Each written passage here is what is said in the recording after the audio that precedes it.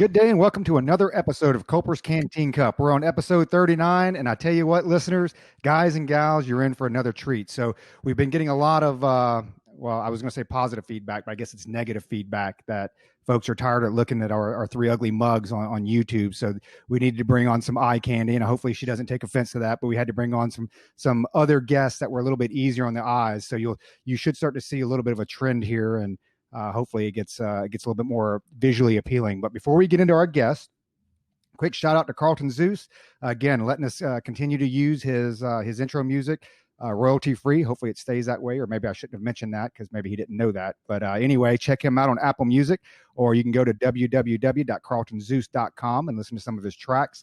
And a special shout out to Ted. You know who you are. You know what you did. He really hooked us up last week with an episode. We've got a lot of supporters out there. As everybody knows, we make zero money off this because Josh continues to spend all of our money during his travels.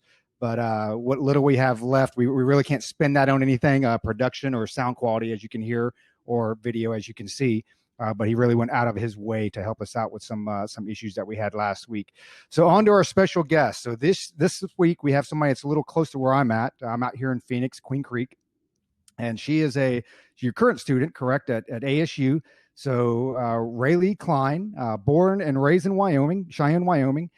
You're at ASU majoring in journalism and political science. Might still be, it's a little gray, station manager at Blaze Radio, which I didn't realize how big and how popular it was. I mean, it's like one of the top 5 stations of like all collegiate radio stations, which I didn't even know that. But more importantly, so let me know if you still do this. Are you still a co-host of a podcast? No, not anymore. I've been completely kicked out of the station, so riding solo. Okay, so Polychicks, was that a part of the station as well? It was starting to become integrated into the station. It was we called it our COVID project. So it was something that we worked on, over the course of when everyone was stuck in their house. And so we were getting ready to start it in the new Blaze season, and all of this happened before we could even get it around. So that's kind of gone away, but I'm going to kind of hope to work on some individual projects. All right, fantastic. Well, here's the main reason we brought you on here, and I'll let her give you all the details, but it was pretty big news around here, and it started making some nationwide news. So, and I'll read this right from one of the news reports. I think it's from New Times or what have you, but it basically says saga began on 29 August when Klein, who was in her second year as station manager, posted her personal Twitter account about Jacob Blake, a Wisconsin man who recently been shot in the back by police in front of his son. And then it shows, quote, always more to the story, folks, end quote. Klein had tweeted about Blake, linking a New York Post story detailing a sexual assault allegation against Blake and how he had shown up at the home of his alleged rape victim before police shot him. Now, the quote, please read this article to get the background of Jacob Blake's warrant. You'll be quite disgusted. And what I found interesting about even reading this, so I read this probably about 4 or 5 times. And so it's interesting, even how this article here, I'm assuming trying to be objective, shows the first quote, always more to the story, folks. And then it just kind of throws in there, linking a New York Post story detailing a sexual assault allegation against Blake and how he'd shown up at the home of the alleged rape victim before the police shot him, and then ends up with your other quote. So it kind of, it really tries to wash that out. And I think what was interesting about it is we have an episode that we did specifically on this, and how that we always say, hey, whoever's wrong or right, there's always a lot more to the story, right? Which I believe is what you were getting to. It's like, let all the details shake out. Let all the facts come out, because one of the things that we have seen through our social media circles is, thank God for due process in the Constitution. Thank God it's in there several times, because there are a lot of folks on there that are quick to convict just based on what they see on CNN, based on what they read in the news, based on what they see on Facebook. And then all of a sudden you're guilty. And in this case, I think you have some other action, but in this case, I mean, it could be impactful to your career as far as, the field that you're looking at going into. So why don't you give us a quick rundown, kind of, the rest of the story, what happened, what you're doing now, and further actions with that. Yeah, sure thing. So I had was starting my senior year. I'm a third year at Arizona State University, and was starting my second term as the station manager, and was also a reporter for Cronkite News, which is it's a class you have to take. It's a graduation requirement, and 20% of your final grade in that class is your social media activity. So they really encourage you to be social and very active on Twitter, Instagram, Facebook, the whole 9 yards. And so the very first weekend of school starting, I had decided, I need to get active on Twitter because it's not, it's definitely my least active platform. And so I was scrolling through, timelines, looking at different places, in different articles that had come out, and found this from the New York Times, or excuse me, the New York Post. And it was a very interesting article to me because at the time, the Kenosha, Wisconsin shooting of Jacob Blake was a very popular story. And this article outlined the sexual assault allegations against Jacob Blake, as you had mentioned. And I thought, this is something that the people who are following my account need to be aware of. It's something that I think absolutely adds to the story, and it kind of explains why the police were called and were there in the first place. And so tweeted it with the quote that Roger had talked about. And it just absolutely blew up within the school. People just, said that I was insensitive and a racist, and was trying to excuse him being shot in the back 7 times and justify it, which was absolutely not at all the case. That's not my job as a journalist, is not to tell people what to think. It's just to get them to think. And so in posting that, they didn't like it. And what started as a few people calling for my resignation from my position as station manager quickly led to the board of directors asking for it, their fellow students as well. I declined. I refused to step down willingly because there were no rules or laws of the school or even the Constitution that I had violated. And I knew that. And so it eventually went to the dean of the school's hands to make the decision. And she sided with the students and the board in saying that I was unfit to hold a leadership position within the school. Removed me from the position. And then that's when we really got my attorney involved and started a lawsuit against the school based on First Amendment restrictions. So you'll be pretty soon probably moving from Chandler to Scottsdale or Desert Mountain or something like that after you win your lawsuit, is what I would assume. And I kind of read a couple of things because I don't think it was from the dean. One of the things I'd read, and it was kind of going back and forth because it looked like, okay, she was removed. The board of directors, who really don't have the decision to remove you, but some other folks do. So they had voted. And then I think it was like the associate dean came back. Like, no, we didn't fire her. We didn't remove her. So they did in fact remove you then. They did. Yeah. It was a very, very muddy line. At first, the school had tried not to get involved and wanted us to handle it, quote unquote, internally as students, which never happened because, I was willing to compromise with them, but I wasn't going to fold and walk away from my position. And that was the only option that they were willing to settle for. And so they had to step in and, over conversations with the dean and an email, she said, staying on as station manager is not an option. We're moving you elsewhere. And so they said, we'll continue to pay you and give you these different options of where you can go, but this isn't one of them. And so it's basically still getting paid, still on the payroll, but they've locked me out of the station. They've locked me out of the station's social media account. So I'm literally unable to do anything with the station. And so it's constructive discharge, I guess, is the best way to put it, that they make it so impossible for you to do your job that you either just quit or they push you out that way, which I'm not a quitter. That's never going to be the option for me. So that's why we're here. Sure. I thought it was interesting, the options that they gave you. Roger loves to use this last one. The first option was reassignment to another student worker position. Second one was remain on the board with the assignment I outlined, which I'd have to scroll down and see what that one was. I think it was the assignments they outlined were like student union, something, student advisor, whatever, nothing to do with what you were doing that I could see. Or the third one that Roger likes to use when I say I hate Facebook and I want to get off. Hey, just go start your own station. Real easy. Just go start your own station. I thought that was classic. So are you still a student right now? And I'm assuming you are, because you said junior, senior, and you were doing the capstone Cronkite thing. But you're still in school. I mean, I'm sure you're still around, still dealing with it and all. Being 3 old guys like we are, we see a lot of negativity, what we would call negativity about the liberal bent within the universities. And if you could just give us like a rundown on your perspective, not just from this incident, but just overall the student sentiment toward politics, conservatives, in specifically conservatives, and how it leans liberal, or maybe it doesn't. I don't know. ASU is a big school. It's kind of close to California, but just your perspective on those things. Yeah, I mean, I think not only in my school, but like you mentioned, universities across the nation is very liberal leaning, and the conservative voices are very stifled. They're very shy because of that, so you don't hear from them a lot.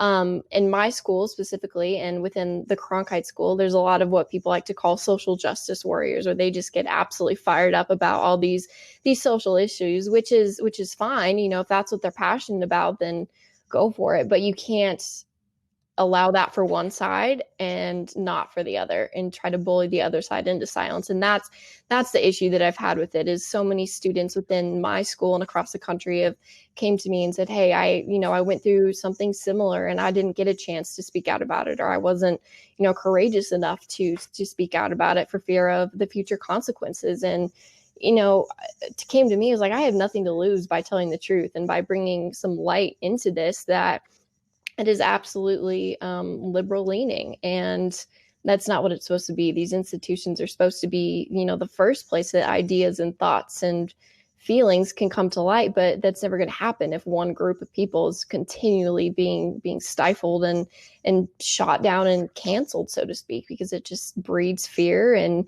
just a really negative environment. Yeah, you mentioned that, and we have said this a number of times, on our podcast, because all three of us are fairly conservative, for on most things.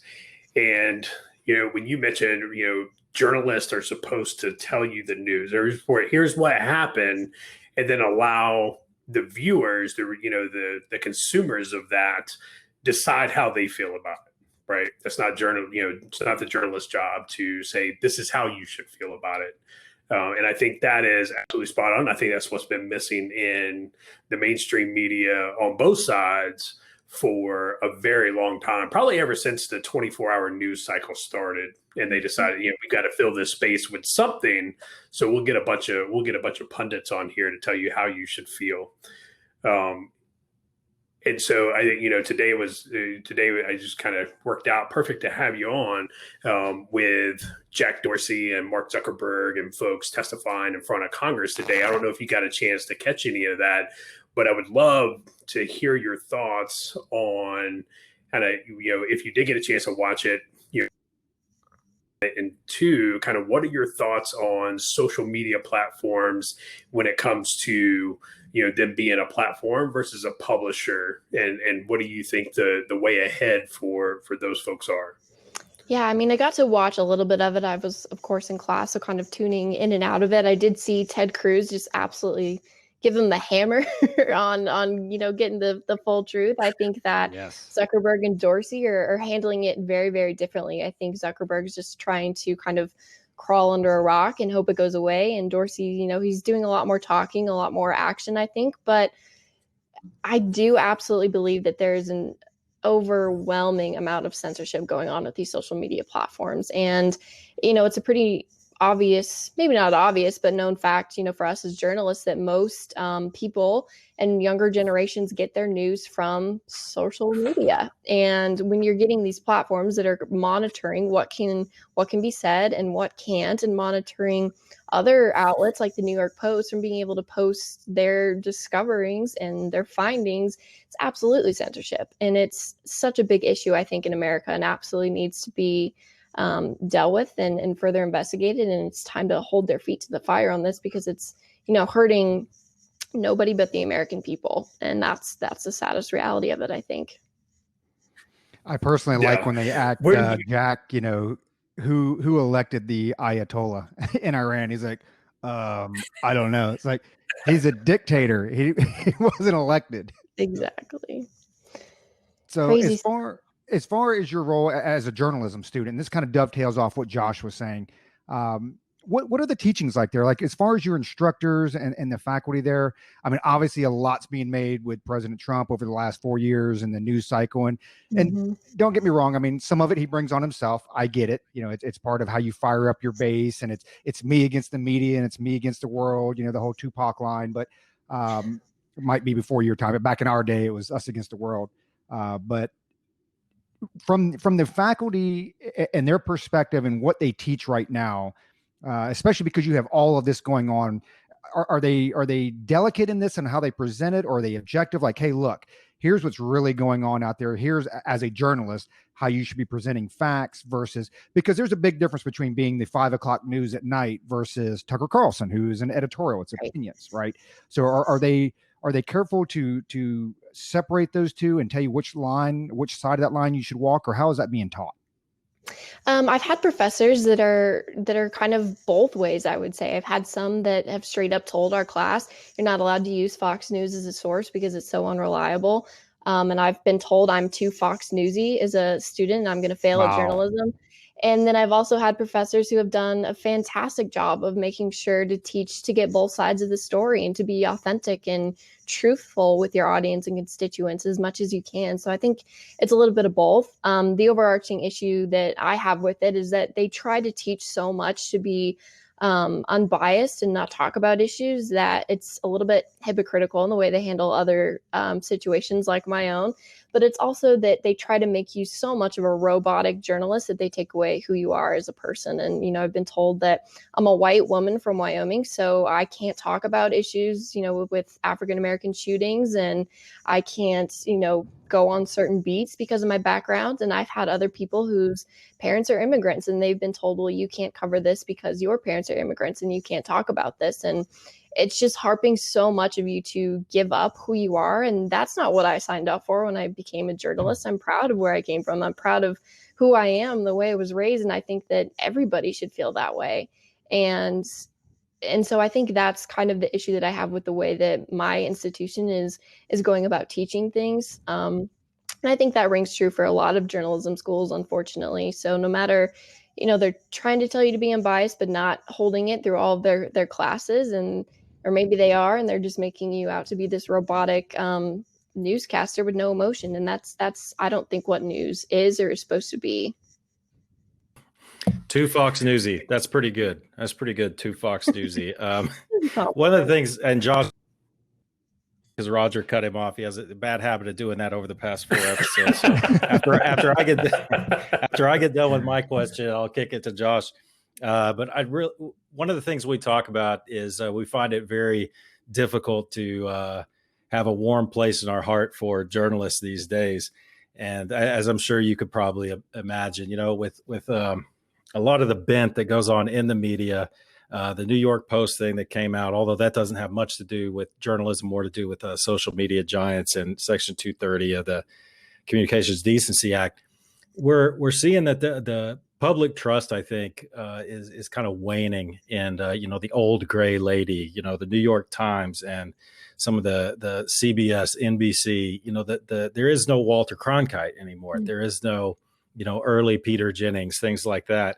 So we theorize, and we're hoping to get your perspective on our theories here. We're theorizing that those may be on their way out unless something changes. And by on their way out, I mean, they'll always be around, but they'll start to kind of wane in their influence. And we think that people like Andy Ngo, Tim Pool, Ian Miles Chong, Paul Joseph Watson, these people that have a pretty robust following on social media, a lot of people are going to them for their news, like people started to do in the 90s before you were born, in the 90s with Rush Limbaugh.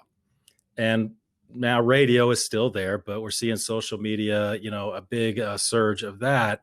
And people are getting a lot of their news from social media. So what do you think about that? Do you think that as a budding journalist, I'm sure you'll have a great career in journalism, do you see it staying the same, going away, being more polarized, different options? What do you think? I mean, it's no secret that the journalism industry is dying. The jobs are diminishing. The demand for it is absolutely changing. I think you guys are spot on in saying that, newspaper is pretty much a thing of the past. I think radio will stick around for a while simply because, people spend their time they spend most of their time in two places. It's the bathroom and in their car. And when they're in their car, they want to listen to the radio. So I don't think that's going anywhere anytime soon. I think that if things don't change, it will just continue to completely self-implode. The reason I wanted to go into journalism was to bring truth and integrity back into an institution that had lost the trust of the American people.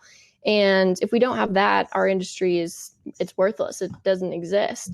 And that's one of the things I've really harped on, is that my duty to the American people, it's not to a business, it's not to an entity. And I think if we don't return to that it's just going to become so economic and so business driven that it doesn't serve its purpose. And I think that people are drawn more to the pundits and the social media activists because they can relate to them. These are real people with real stories that, whether they deliver the full truth or not, people relate to that. I think it falls to Americans to do all of their research and to try to get both sides of the story and listen to different perspectives. But there's a reason that Tucker Carlson has the highest view ratings on Fox News, because people like to hear his truth. They like to hear, what he has to say unfiltered. And I think that's our job, is to listen to what the American people want and not try to tell them what we think they want or what we want them to know or hear. So it's kind of my 2 cents on that. I think you guys are on, though, that newspaper is going out the door. Yeah. Before Josh asks another question, let me go ahead and jump in here real quick. So, well, and for the listeners that heard last week, because, and it's kind of a little bit of an inside joke here, really, because we sit here and we text back and forth, like, okay, we try to keep things slightly orderly, and we're not nearly as professional as what you probably were on the Blaze. So we generally try to keep things in some type of order, and we're like, okay, you'll go next. And so we are all connoisseurs of bourbon, and some of us drink before the show, and some of us drink during the show, and continue to drink after the show. And for some of us, we had this order, and then Josh decided to just hijack the show last week and just basically close it out. So we'll go ahead and return some of the favor. But obviously, with everything going on, everybody knows what's going on in the school. You being a journalism student, what's the reaction from your faculty? I mean, that's got to be tough. If I'm one of your instructors, and I see, and I'm truly a believer in journalism, like old school, like Luke mentioned with, Walter, Cronkite journalism. And I'm a true believer in that, and those principles. It would be tough as a faculty member not to side with you, I would think. I mean, are you getting pushback from both sides? Are you getting any support? Are you getting kind of dirty looks? Hey, your grade's going to kind of suck, or what's your receipt of that been? My professors, present and past, have mostly been very, very supportive. They've emailed me, called me, just said, hey, what can we do? You were a great student. Because I try to make like a personal connection with every single one of my professors, because these are the people that have been in the industry and are going to be able to help you and teach you beyond just a semester. And so I really tried to kind of get to know them on a personal level. And I think, thankfully, they kind of saw me for who I am beyond just one tweet that people misinterpreted. And so they've been very overwhelmingly supportive. For the most part, just been offering to help and to write letters to the dean in support of me, reflection of my character. So I think, that says a lot. And I'm very, very grateful for them to step forward and offer me that support in a time that's been anything but easy. Yeah. Are you good now, Roger? I can go now? Yeah, you're good. Green light's on air. All right, thanks. So, you brought up, you being told, well, you're a white woman from Wyoming, and you can't report on this. You can't comment on this. Identity politics is going to destroy this country. It's already started, right? And so, and I'll harken it back to, the Civil War. If a bunch of people in the North said, well, I'm not a cotton plantation owner in the South, so I'm really not, who am I to decide what's morally right and morally wrong, right? We all know where that would have went. Identity politics is destroying the country. And I think it's a very, very dangerous road to go down. I think anyone in journalism who takes that and runs with that, I truly believe they are an enemy of the state, and I don't use that term lightly. I don't call my opposing political party, the enemy of the state, because that gets us nowhere. So you brought up kind of about the due diligence, and that's something that we talk about a lot on here, because at the end of the day, people are going to vote for who they vote for. People are going to have the opinions that they have, and that's fine, right? I may not, we may not always agree with them. I may not always agree with them. And even between the three of us, we differ in some of our opinions. We've known each other for a while, so it's it's good there. But we really try and tell our 13 listeners that we have, hey, you need to do your due diligence, right? You need to research, be an educated voter before you show up to the polls. Be an educated voter, know the issues, know the candidates. Don't go and show up and go to your party's little tent off to the side and get your sample ballot. And it's like, okay, well, it's already voted in for me, and I just follow that. What are some of the things that you do as a journalist to make sure that your due diligence is thorough and that you're educated on both sides of whatever issue that you're reporting on? Right. No, I think that's spot on. Political parties have always been a danger to this country. I mean, George Washington warned us against them, and unfortunately, there's a bigger concept. This is the lawyer in me wanting to come out, but a concept called Duverger's law, which is that America will always have two political parties simply because of the way that it was founded and the Constitution was written, and we can't get away from that.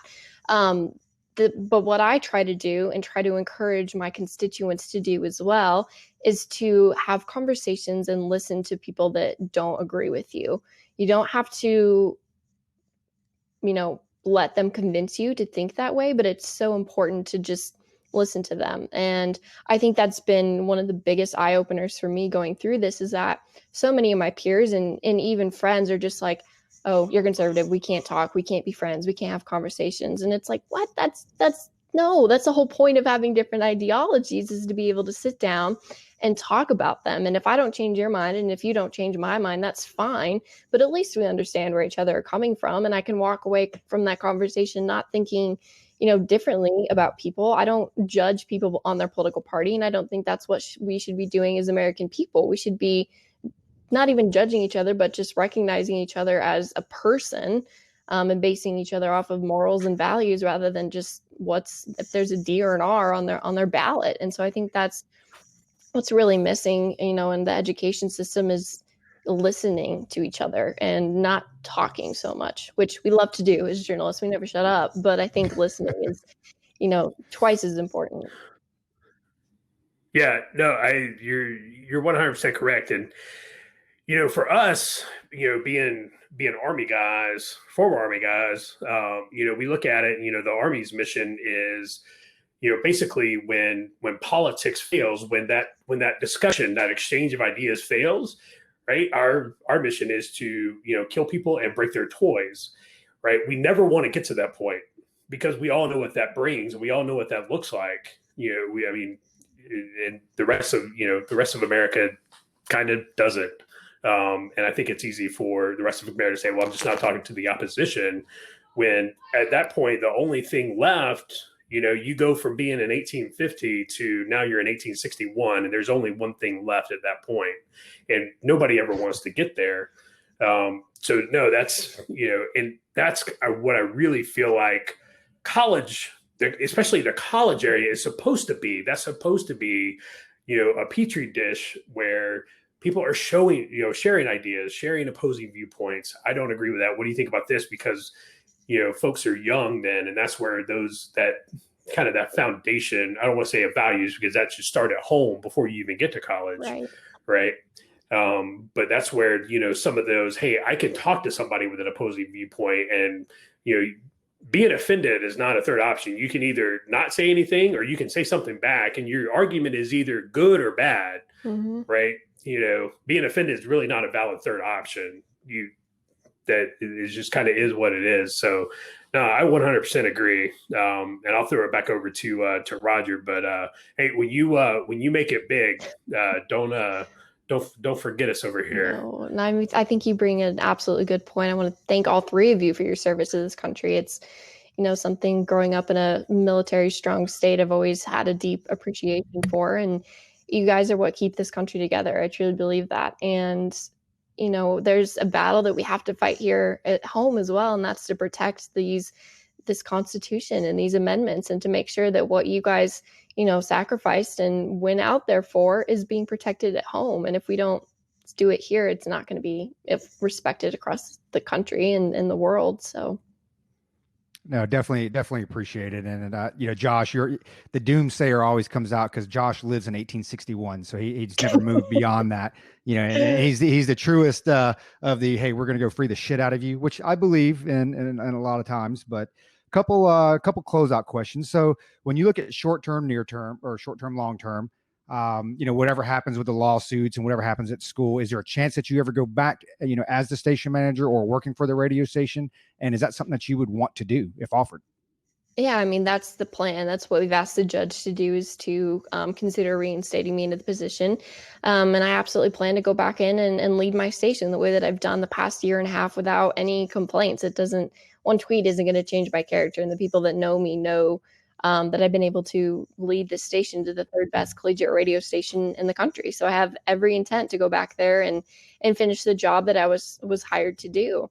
And then long term, after I graduate, I plan to go to law school and either open up my own firm or stay involved in politics and journalism one way or another. I'd love to be the next Kayleigh McEnany and White House press secretary and travel. And I think that would be the most fun job in the world. But I leave it to God to kind of determine what his plan is for me long term. But I do know law school is next, and then we'll see. Is there a current station manager? Because my daughter is a senior at ASU, and we can run like a little intimidation campaign. She'll slice the flyers. Get her in there. Yeah, I mean, is there an acting station manager now, or are they actually gone with a permanent one? Or no, they're nobody. It's, I guess, on payroll still me because I'm still getting paid, but nobody's acting the position. It's just been left to the board of directors, so-called, who are just other students that fill different roles within the station that are leading it. It's the inmates running the asylum. Yeah, I'm sorry. That sucks. I said it's the inmates running the asylum. Yeah, exactly. Well, one, I'm thoroughly impressed because as I sit here with this week's interview and last week and both of the younger generation, like I said, I have a daughter who's a senior at ASU, shows you how old I am. And it's you ladies and guys that we've had have restored my faith in humanity a little bit, because I was nowhere near your level at your age. I would probably be hammered right about now on a Wednesday at college. I'd be like, hey man, I'm not making 2:00. You probably got to hit me up between 11:30 and 12 for about 15 minutes. So thoroughly impressive. But obviously the big story right now is the election going on. I'm assuming you voted for Trump. If not, I hope you did. If you didn't, then we'll delete this episode and we probably just won't air it. But final predictions. I mean, what do you think? You seem to be pretty educated. You've got your thumb on the pulse. You got a final call. Who wins, Trump or Biden? Gosh, I wish I had a crystal ball and could answer it. I have the superstition of not saying what my gut says, but it is positive. Wink, wink. I think we'll have a good turnout here. I think there's going to be some surprises, as there was in the 2016 election. I think the polls don't reflect anything because, let's be honest, have any of us taken any of these polls that are being broadcasted by the media? No. So it's, where are they getting these numbers? Where are they finding this? I think it's very much driven by a business entity. They had a 93% prediction for Hillary to win. That didn't happen. So I think, with an upset is very, very possible. And I'm looking forward to November 3rd, whether we know or not. It is a very exciting and electrifying time for our country. So we'll see. All right. Well, ladies and gentlemen, that was Rae'Lee Klein. We're definitely going to follow your case, especially me being here local, and hopefully my daughter out there, she can bring back some good news. And I was pretty serious about the whole tire slashing thing. So if they hire anybody that they want to put in that spot, just let me know. But we want to definitely wish you the best of luck. And as we keep track of this, hopefully in the future, well, two things. So as this whole thing unfolds, if it turns out in your favor, definitely feel free to come back on. If you just want to MF all of them and come back on, you can do that too. I'm great if it doesn't work out in your favor. But hopefully one day you do become the next press secretary. And maybe if Culper's Canteen Cup is still around, then we can be like the White House endorsed podcast or something like that. So thanks for coming on, and best of luck to you. Thank you. Fucker cut me off again. Hedgehog. Hedgehog. Roger cut me off again, dude.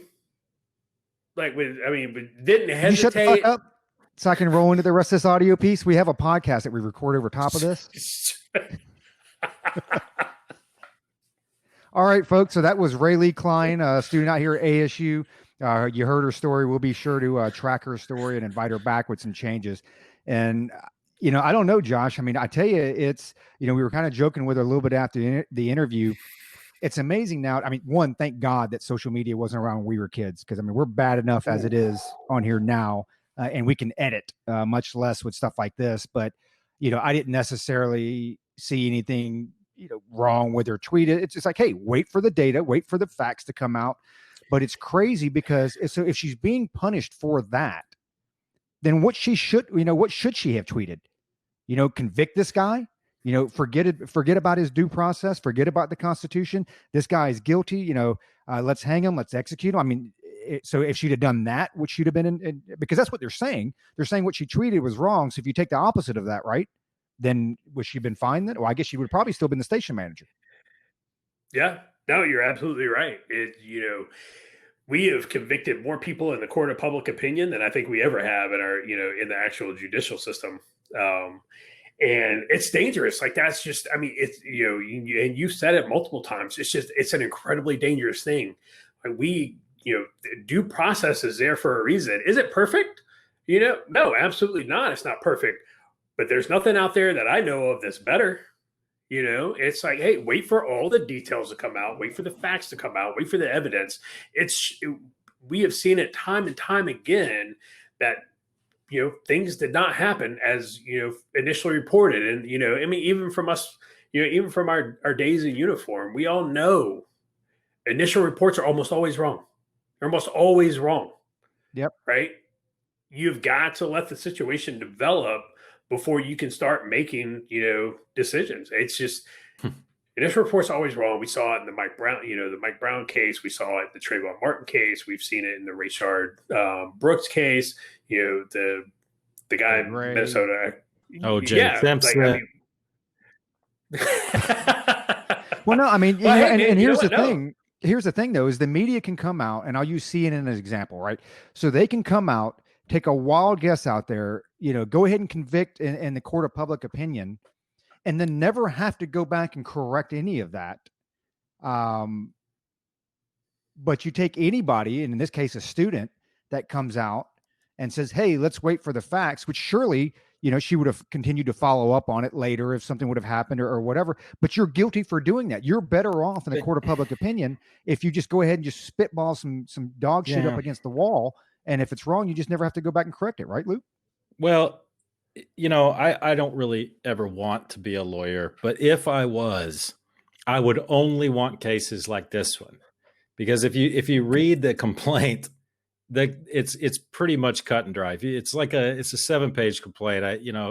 People can go out there and look it up yourselves. Her law firm put it out there for public record, which they filed suit against Arizona State, and it truly is cut and dry. I mean, they put her tweet in there, what she said, and then they went to the whoever's in charge, and I may be a little bit off on this, but whoever's in charge of like the mass communications, whatever, some dean or something was tweeting all kinds of crazy shit, all kinds of crazy stuff. And they put that in the complaint too. They put the actual emails that she got from from her dean. And it's a cut and dried case. And what is most sickening about it is she was actually doing journalism. There was an opinion. Based on what she said, based on what the complaint said, her opinion was what Blake had done was disgusting. As far as like the alleged rape in front of a minor, all this stuff, she was opining. And she even said in one of the emails, she said, I probably could have phrased that better, the tweet, but still, that was her opinion, that was disgusting. The part, and that was like the last few words. The part before that was her being a journalist. Hey, everybody, check this out. Check out the whole story, like you guys were saying. But yeah, it's. I'm with you guys, man. It's really great to gives me a little bit of hope for the younger generation. I hope she's right with the silent majority. But then there's the point that was made last week of the rest of us are too busy going to work and making the country run to get out there and Yeah. you know, start, you know, throwing Molotovs, you know, when the government is getting too oppressive, which is not the case now, maybe. But, you know, we just hope that silent majority stands up. So we've got a few new nicknames for our beloved Josh. The first one that came up, was, I can't even remember. The second one that came up today was Dr. Doom. Josh is Dr. Doom. Another one's a little too easy is Chicken Little. And the third one is Hedgehog. So those are you might hear us calling him Hedgehog or Dr. Doom. He called himself that earlier. And there was another one I can't remember. It's a children's book. But a little bit of it has to do with how Josh thinks the election's going to go. Wishy-washy. That's what it was. How Josh thinks the election's going to go. I don't know if this was on the schedule or not that Roger put out, but I'd like to hear what Josh thinks about the election, because there's Rogers. There's Rogers. I did mine earlier. It looks similar, but I had a couple. The Rust Belt. I had a couple of the Rust Belt going my way. Hey, don't cut Josh off. That's Josh right. We can't cut Josh off. Go ahead, Josh. Because go ahead and caveat this. So earlier in our conversations or our chats back and forth. So basically, Josh has Biden winning 47 states. Just letting you know, and DC. So it's going to be like 527 to whatever's left of that from 538. Oh. So full disclosure. So I started hitting. I didn't go to work today because I was hard down. Hey, today you were a Democrat. And exactly, yeah. She was like, you know, we were getting up and going to work and working hard. I was like, I didn't go to work today. You know, but anyway, that's neither here nor there.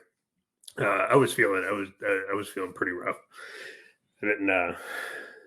Couldn't do it today. I was only like 60%. So, you know, for prepping for the podcast, I got into some of my WB Saffel. And for those of you who don't know what that is, that's a bourbon.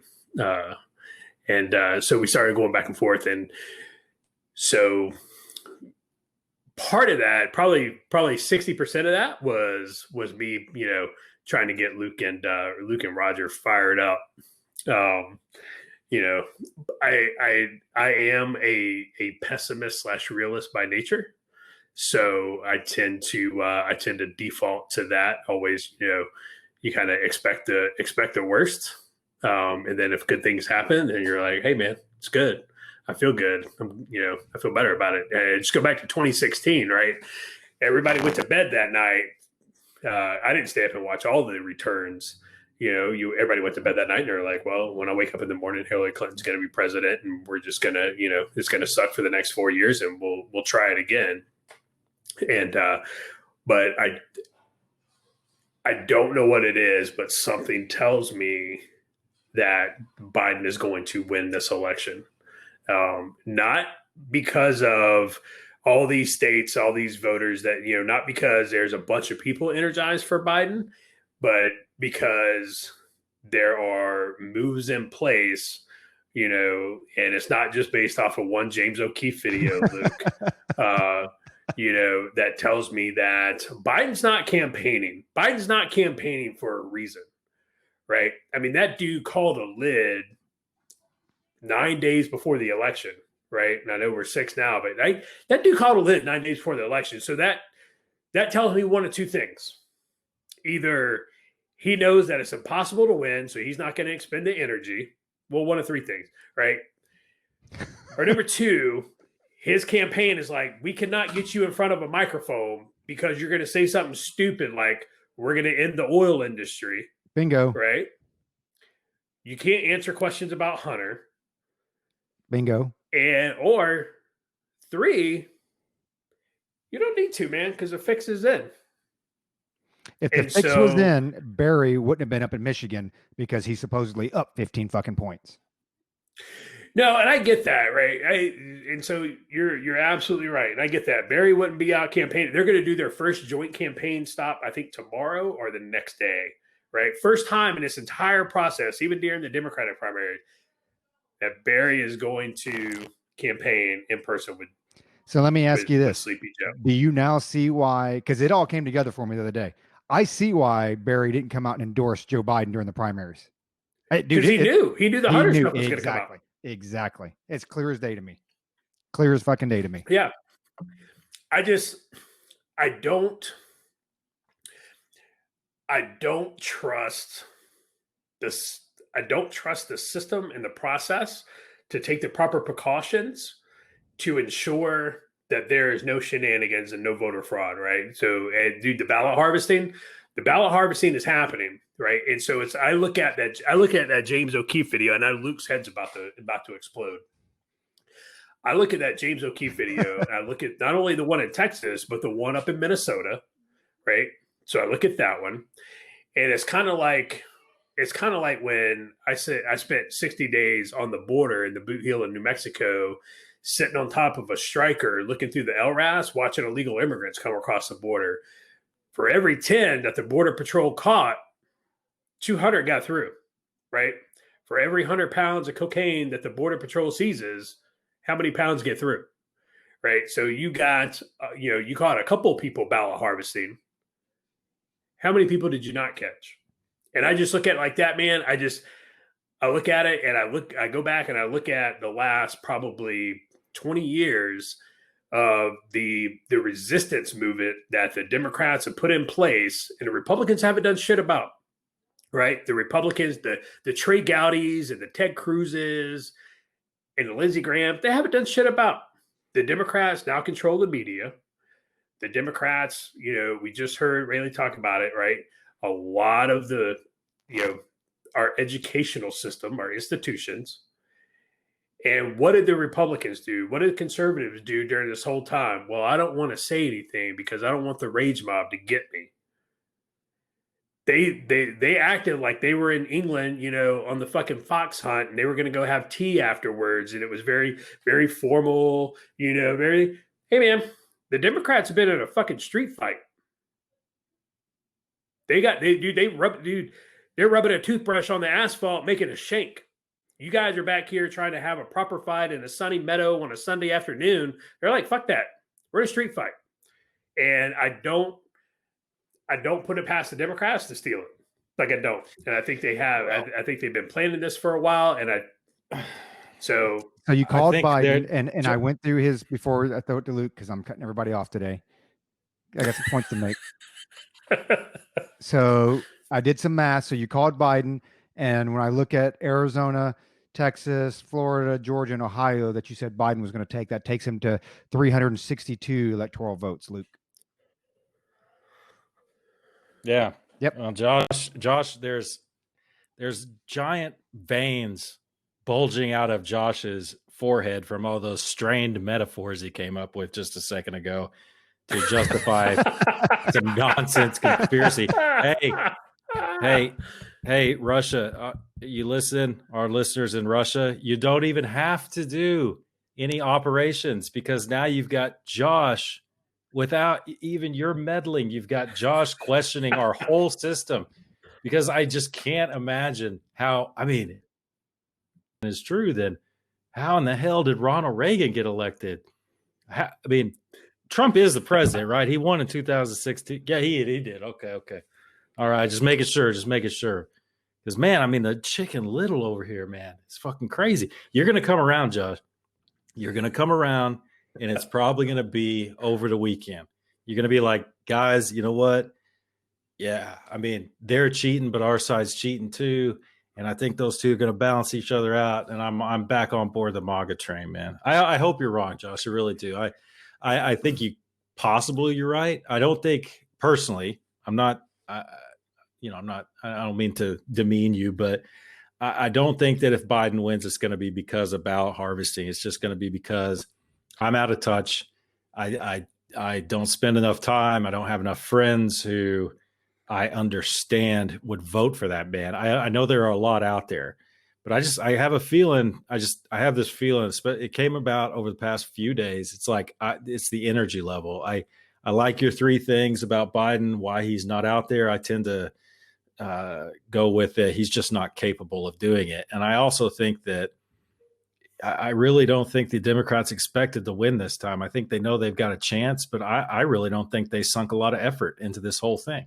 The ballot harvesting, sure, but I don't think it's a massive conspiracy where they, sunk millions and millions of dollars into this complex 9/11-esque plan where, they've got all these people out there who aren't going to say shit and it's not going to leak all over the place. So if he wins, he wins, but I'll tell you one thing, I won't be out in the streets rioting if that happens.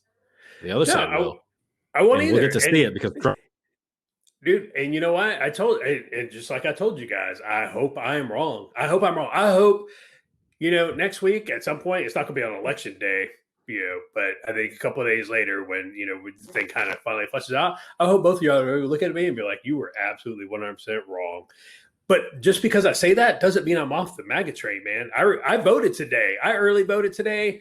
I went in there and, dude, straight down the ticket Republican. Straight Republican, baby. Whatever. It felt, dude, I have a whatever, text dude. on here when Mattis got fired that Josh said, fuck it, I'm off the train. he said, fuck it, I'm done. He goes, I'm off the train. I don't believe you. He was like, I'm off the train. And I finally had to talk some sense. And I'm like, Josh, Barry fired him too. He'd been fired twice. Fuck it, man. I'm done. I'm done. You're fake news. So Luke, what's your number? Show us your electoral map here. We know Have it. We know Josh is at 362. Biden. I haven't even asked him. I haven't even asked him about like Iowa, because there's a good chance Iowa could possibly go Biden as well. Iowa's going Biden, dude. So now we're up to 368. Okay. I haven't even looked at anything at Iowa. Okay, so I haven't paid attention to Iowa, dude. I don't have my map up in front of me, but the first one, my bold prediction, I think this is kind of bold, is 308 to 230 Trump.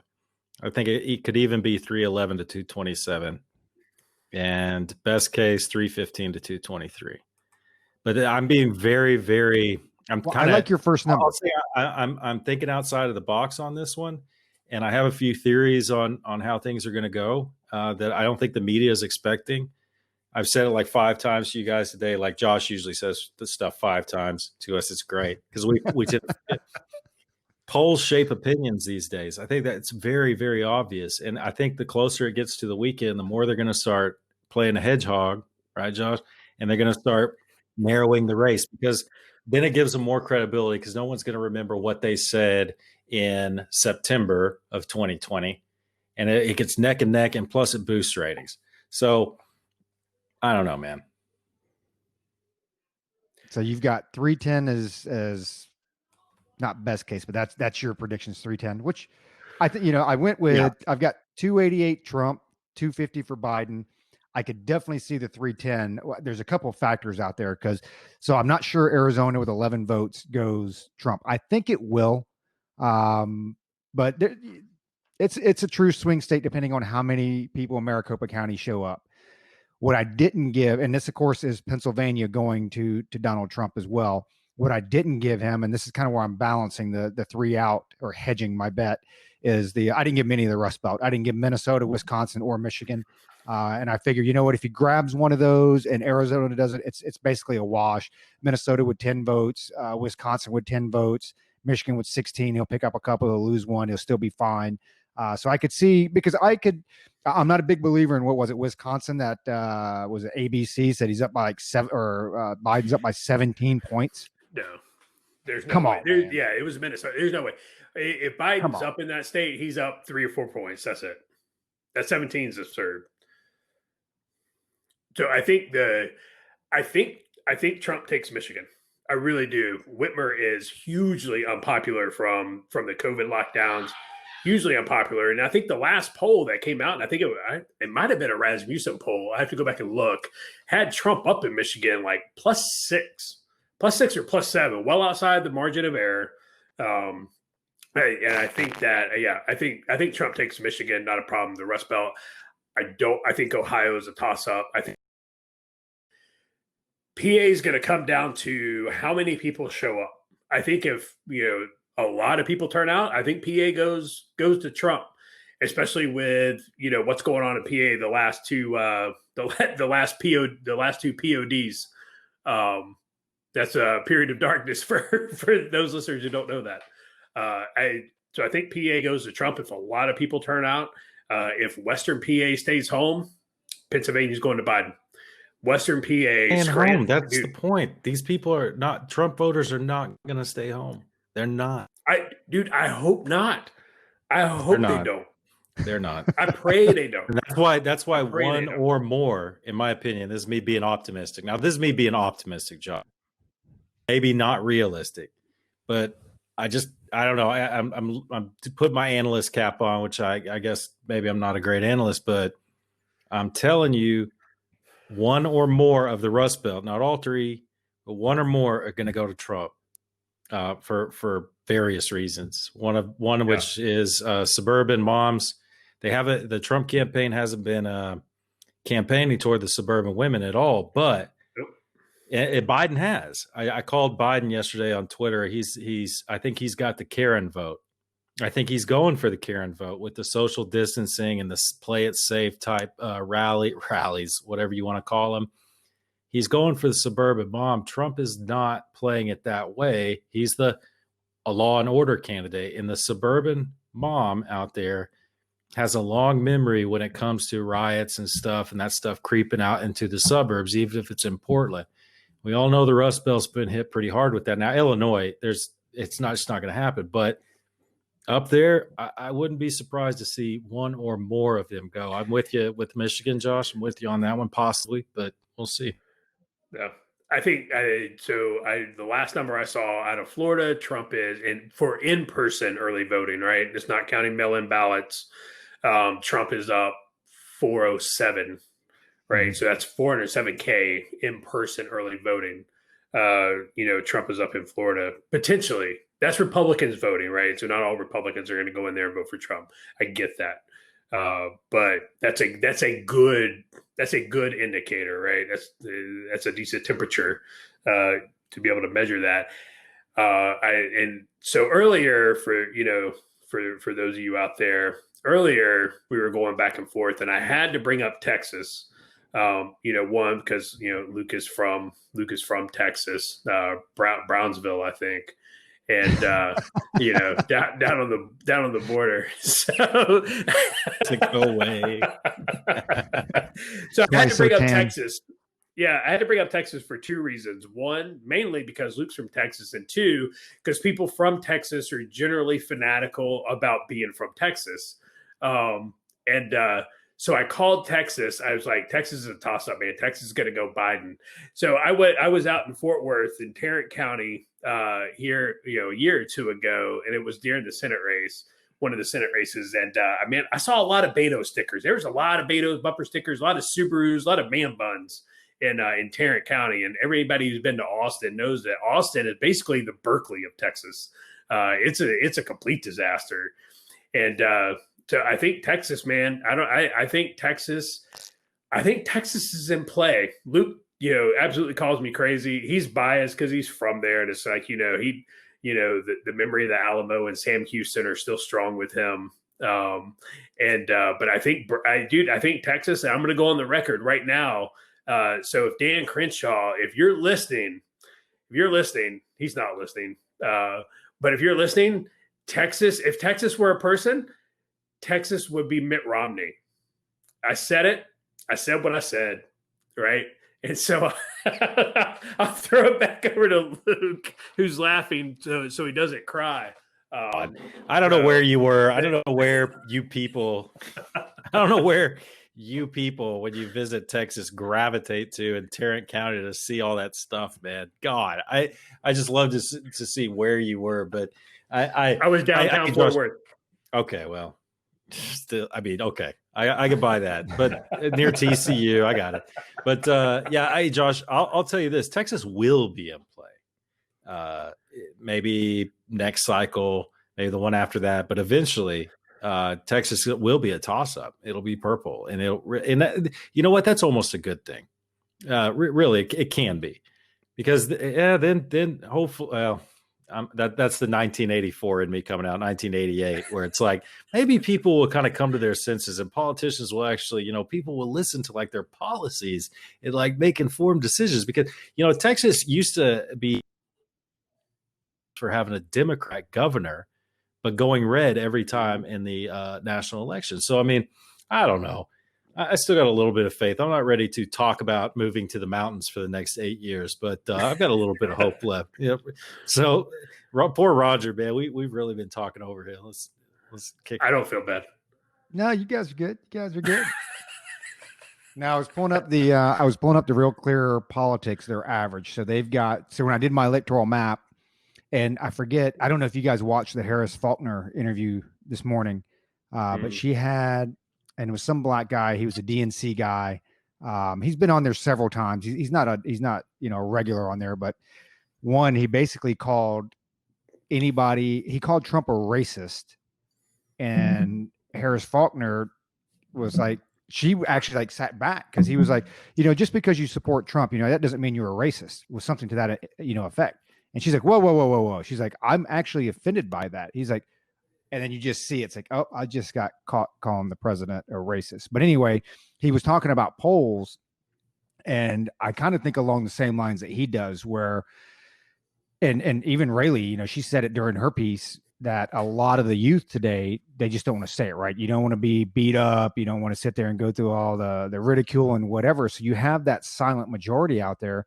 And he's like, hey man, I throw 3 to 4% on top of Trump's numbers across the board, minus, and this is me, California, New York, Washington State, whatever. But you can realistically take 3 or 4 points and throw it on top of Trump's numbers, because you are going to have that turnout at the polls. I believe that. I see it. I see the enthusiasm. So when I was doing this, I kind of went through and I'm like, hey, if they're within the margin of error, that's probably going to be a Trump victory. That should be a Trump victory if they're within that margin of error, 2 or 3 points. So when I was just pulling up the Real Clear Politics, and again, some of these are skewed because you've got the one that came out with the 17 points. They do that to skew that average. It's just dog shit. But Florida, they got as a tie. So I think with Florida as a tie, that's probably a Trump victory. Florida. I mean, here's the crazy thing is, literally, if you took these polls, and I know I'm preaching the choir, but if you took the polls as what they are, Biden would win like 529 electoral votes. I mean, really, if you go by the polls. So Florida, they got as a tie. Pennsylvania, they've got Biden up 3.8, which has dropped because I think about a month ago he was up 6 or 7. So a pretty significant drop in that. Michigan, they've got Biden up 8.6. Wisconsin up 6.4. North Carolina, Biden plus 0.7. At Arizona, Biden plus 2.2. So when I look at all those and across the board or whatever, that's kind of how I came up with my numbers. But on to something that we touched on just a minute ago, or just a second ago, or Luke did. What in the hell is going on in Philadelphia? So a little bit of backstory. So you had Monday night. Did you guys see the video of Walter Wallace Jr.? Yeah, the shooting. I saw it. Dude, it was really cut and dry. It was, you have a knife, you're about 10, maybe 10 feet away. We all know the 21 feet, right? We all know that formula. So 10 feet, you have maybe 0.5 seconds of reaction time, if that. Put the knife down, drop the knife, drop the knife, drop the knife. You're not dropping the knife, and now you're coming at me from 10 feet. It's that's a done deal. Which the cop is backing up, and you see the other cop, and they're backing up. And then to hear the rest of the story, that within the last month, the police have been called 30 times, and that was the 3rd time that day that they were called because of this guy. And again, I'm not bringing in his rap sheet, okay, but that does play a factor because, like we talked about before, that does lay out the operating environment, right? So when they do the check and like, okay, this guy has got a record, he's aggressive, he's, whatever, that's going to set up the operating environment for the police officers that show up. What I thought was pretty funny about it, they're not funny, but all the political pundits on the left today were talking about these cops didn't even have stun guns. They should have been out there with stun guns, and they should have been stunning him, not shooting him. So then it was reported that, so your city council in Philadelphia voted to defund the police $33 million. That's why you don't have stun guns. Yeah. Well, you go back to Atlanta and the Rayshard Brooks shooting, right? What happened there? Rayshard Brooks took a stun gun from a police officer, shot it at the police officer, and then when the other officer tried to use a stun gun, it didn't work on him. And, the incident probably a month prior, the DA there in Atlanta came out and was like, stun gun's a deadly weapon. Stun gun's a deadly weapon. Why are you using stun guns? We should not have stun guns. He's less lethal, right? Less lethal means they shouldn't have them. It's like, well, if you take away their stun gun, you took those away. You take away what do you have left? You've got these, and you've got your gun. At the end of the day, and if somebody has a knife, it ain't working. So, Luke, at what point is the city held liable for this stuff? Because when you watched the looting last night, we were joking a little bit with Rae'Lee. Like, I literally watched a dude, Fox News is on there, and the guy's trying to be serious. I'm watching my wife, we're laying in bed, and there's this guy with this dolly with a fucking washing machine on the dolly, like going behind the camera, dude, taking it to his Hyundai or whatever. So, and then now you're getting reports where the Philadelphia police, and, I'm a huge supporter of law enforcement, but we're leadership. And I don't know how high the leadership, I don't know where this came down from. So I don't know. I'm not familiar enough with Philadelphia law enforcement to know, is it a chief of police, commissioner, whatever. But basically they were given the order that, and specifically they're like, hey, rioting, looting, obviously illegal protesting, which is rioting or looting, burglaries and missing persons that we're not responding to. And so they were like, basically, hey, if you're not being shot at, which is what they did respond to, was a shooting where actual looters were shooting at each other over like shoes from the, Foot Locker store. So, I mean, at what point as a citizen, can't you hold the city liable for this stuff? I would think we pay taxes. I pay taxes. You pay taxes. So we pay taxes to these folks to protect and defend us. And again, I'm not bagging on the cops because I know this comes from a much higher level and they have limited resources. But what recourse do you have as a citizen when this happens? These are mom and pop businesses, big chain. Well, I don't think they can. Well, it's probably possible. I'm not obviously a legal expert, but I just don't see how they can be held liable. They're elected, who makes the budget, who, all that stuff. They're basically elected officials. So I don't think they're going to be held liable anywhere, but possibly someday, maybe being voted out, which we all know is not going to happen. I was looking at Jack Posobiec. He's from Pennsylvania, and he pointed out some interesting stuff today that from where the incident happened, and I don't recall the names off the top of my head, but where the incident happened, where the gentleman got shot by the police, and where that Walmart was being looted is about 10 miles away. It's 10 miles away. It was coordinated what they were going to do. There was a CVS that got raided. There was all kinds of crazy video coming out of there. And, it all goes back to, my first kind of experience with this stuff, hearing about it on the news, seeing what's going on. I was like, well, I didn't know what to think of it. Were the LA riots after the Rodney King verdict, where those cops were acquitted, and saw the aftermath of that. And I remember listening to it on the radio. We were driving to Oklahoma, of all places, and I remember my dad lecturing me on, all they're doing when they riot is hurting themselves, and I'm like, yeah, I was young. I was 17 at the time. And I was like, yeah, but they're angry and all this stuff. And he's like, it's the same thing now, right? These people are angry and they're going in, they're burning down their own neighborhoods because they're upset and they're mad. They've been whipped up into a frenzy. And what's going to happen is these businesses aren't going to come back because the insurance premiums are going to be too high. They don't want to be robbed. They'll go somewhere else. And they're going to really hurt their own communities. And, there is a problem. Okay. There is a problem. And it's not, I think it's a class problem. I really do. It's a poverty problem, and it's a family problem. There are deep-seated issues at play here. I think it actually all goes down to the family and family values and things like that. But there are deep-seated issues here that side, and when I say that side, I'm talking about Black Lives Matter. I'm talking less about Antifa, but they're involved. And basically just the left and the radical left they don't want to address the core issues of why dudes are coming at cops with knives, why guys are rolling up and raping people and expecting, what outcome are they expecting when they charge at the police with a knife? I mean, where does that come from? That's not a black thing. Okay. That's not a cop thing.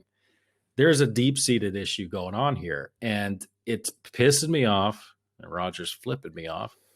It's pissing me off that no one wants to talk about what is at the core of this issue here. The politicians aren't talking about it.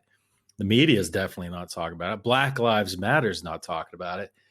It's just, we got problems, man. It's not going to get any better. Businesses don't come back in. It's not going to get any better anytime soon. It's going to get worse, man. It's not a race issue. It's not an economic. It's a culture issue. I'm gonna flat out say it. It's a culture issue, right? And people are gonna do. Some people listen to this. Maybe I don't know. Maybe we'll get a couple more haters out of it. I don't know. I hope so. But I thought we were gonna have one there for a while, man. But he didn't stick around. So when you look at it, it's a culture issue. That's truly what it is. You have a 65, 66% single motherhood rate in the Black community, right? The Democrats destroyed the nuclear family in the Black community. They absolutely destroyed it, right? When we replaced that family structure with welfare programs, they effectively destroyed the Black community. When you go back and you look at, and statistics back it up. When you go back and you look at those three things that guys like Adam Carolla, Adam Carolla is not a politician. Right. He's not, he's a comedian, right? Adam Carolla is a comedian. He's a talking head. But when you look at ever since, even when he was on the Man Show, back in the mid late 90s, he talked about it. It was those things like, hey man, if you want to be in the middle class, if you want to not go out and burn down your neighborhood, if you want to succeed in life, it was finish high school, get a job, don't have a kid before you're married. Like those three simple things will automatically put you in the middle class. You're such a racist. Automatically. Right? I know. It's crazy. Right. So when family values, the whole family values thing, and all of a sudden you fast forward to 2020 and it's like, that's right talk. It was like, no, dude, don't have a kid before you're married, finish high school and get a job. Like those things are not like, that's not right wing. That's just simple. Those are three simple things you can follow in life and you can be successful. But when you go back to the Black community, you look at, they disproportionately, 13% of the population disproportionately commit the majority of the crimes, right? We're talking violent crimes, you're talking other crimes, they disproportionately commit the majority of the crimes. Single motherhood rate exceeds those of the Latino and the white community. And you go back and you look, and it's just like that. You can't teach somebody who is 25, 30 years old values. You can't. They have passed the point of no return at that point. And that's like when the Army came out with that whole values, system, put this tag, put this little values card on your dog tags, and you had to carry the stupid values card in your wallet. It was an inspectable item. It's got to be in your left cargo pocket, right? It was like, dude, if you're trying to teach people values when they're 30 years old, you have missed the boat. If you want to fix that, you have to go back to the families. You have to go back to when people are children. When you have to go back to the family, that's when you instill your values. Not when you're 30 years old. You've crossed the Rubicon at that point, and it's just not going to work. And so you see these, you see the Black community, they're burning down their neighborhoods. We saw it in Baltimore with the Freddie Gray riots. There was people on TV, this old lady, I remember this old lady, I don't know how old she was, but she's probably in her 60s, 70s. She was bitching because she was like, they looted and burnt down the store where I go get my milk and cheese every day. Now I have to go 2, 3 miles, 4 miles further just to get the basic things I need to live. And that's what it is. You go burn. I get upset. I get upset with the government. I get upset with things. I don't go burn down my neighborhood because of it. What I do is I vote accordingly. Right? There's a grievance there's a process. You can go address your grievances. It's not burning down shit. It's not looting shit. That's just ignorant. That's ignorant, and it shows that you're uncultured. That's all that shows. That's what third world countries do. And it's not And just if you're offended by that, I really don't give a fuck. it's not just a cultural thing. Some of it's just common sense. Like what you're talking about with the kids and this. I mean, some of that is like it's just basic math, right? As far as what you can support, what your resources are. The other thing, and I heard Biden say this on his speech, talking about, the black family has to teach their kid that if you're pulled over from a police officer, or that you got to cut the lights on, you got to put your. Hey, guess what, Joe? I tell my kids that. I'm like, hey, if you don't want to get your ass beat, and my son, God bless him, has had several tickets and been pulled over several times. God, man, that's another fucking story. But anyway, he's been pulled over several times. And I always tell him, I'm like, hey, look, you don't want your ass beat. Put your hands on the steering wheel, cut on the dome lights, and just sit, roll your window down and just sit there and yes, sir, no, sir, and take commands from the police officer. If you don't understand something, so I don't understand, can you, that's how you not get your ass kicked. And he's had one ticket out of the 5 times he's been pulled over. And of the one ticket, the guy actually put down in there, like, said, yes, sir, no, sir, most respectful kid I've ever pulled over. And I was like, okay, well, you know what? I mean, it's pretty shitty that we got to pay a speeding ticket because we always teach them, hey, be late to work. I could give 2 craps. I'd rather you show up to work late than not show up because you're dead or whatever. Same thing, same conversation we all have with our kids. I'm like, that's not a black thing. It's not a white thing. It's not an Asian thing or whatever.